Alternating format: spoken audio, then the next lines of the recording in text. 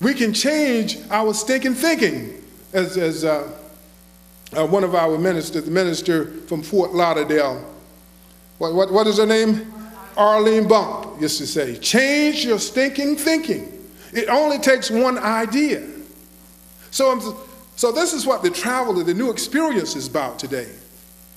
As we're traveling through, I'm looking at the world consciousness over time and how it is set in, how it has created a program for itself, and how hard it was to change. And these giants, these individuals like you and I, who took it upon themselves at this place to change the trajectory of the world, to change the trajectory of the Western mind. They started talking things like God is all that there is. There's only one mind. They started saying things like, you know, the earth is not the center of the universe, that the earth revolve around the sun. And just to say that would endanger you of being burned at the stake. To say that God is all that there is, there's no power but God, and you don't have to go through an intermediary like the Pope. You don't have to do that you can go directly to God because you are one with this mind. You could get burned, you could get convicted of heresy and burned at the stake. At my last day there, I went to the Piazza Campo de Fiori.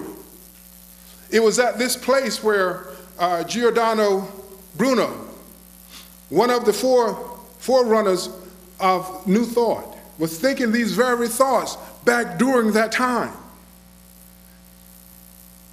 He was saying, even before Galileo, that the earth revolved around the sun.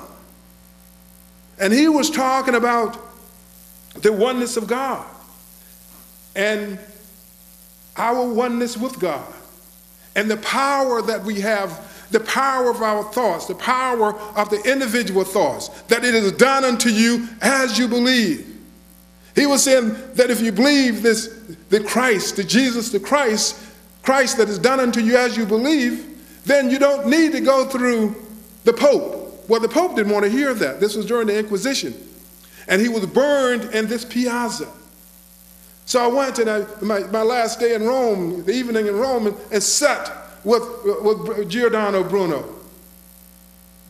Because he won out at the end. It won out at the end. Because the truth always wins out. Always does. Some say, even after Columbus had determined that the earth was round, there were people walking around saying, no, the earth is flat.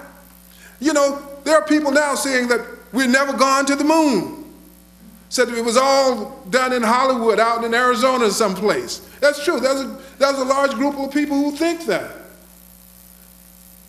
Dr. J used to say, well, you have people who think that way.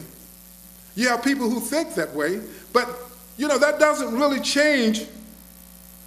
It doesn't really change the way the world is. It doesn't change the truth because you cannot change the truth.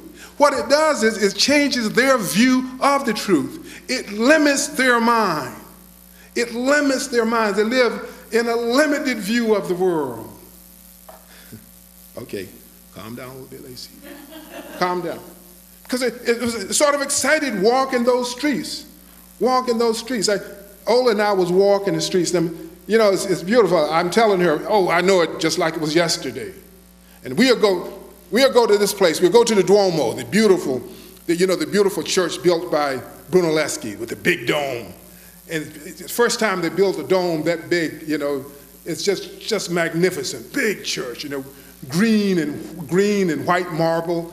And I said, I know how to get there. I remember it just like yesterday. And I began walking, and I walk about a mile in the wrong direction. And I looked behind me. She was walking beside me, and she was about 2 blocks behind me, and her jaw was real tight, you know.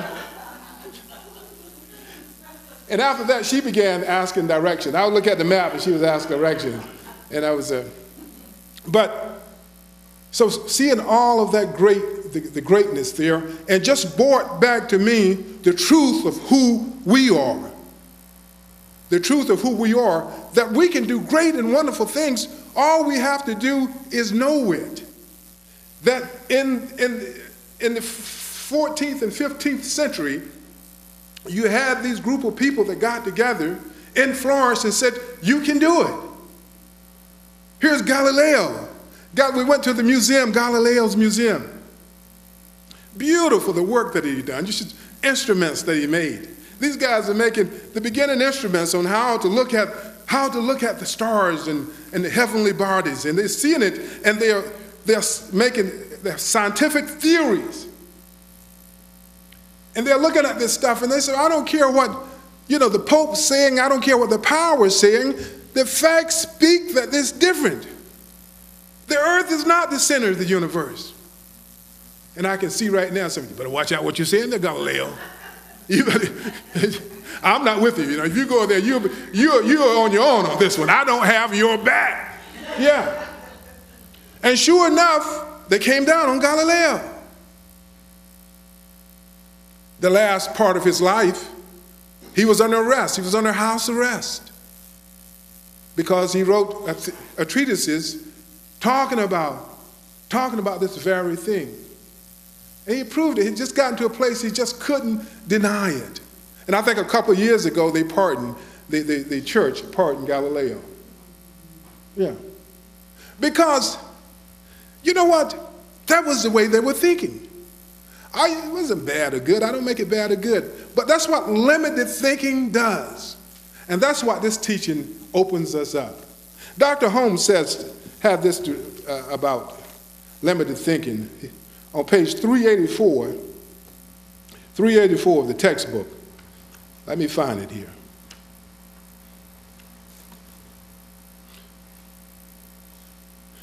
And he called this, Dr. Holmes called, 348, race suggestion.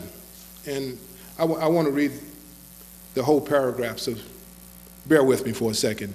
Race suggestion is a very real thing.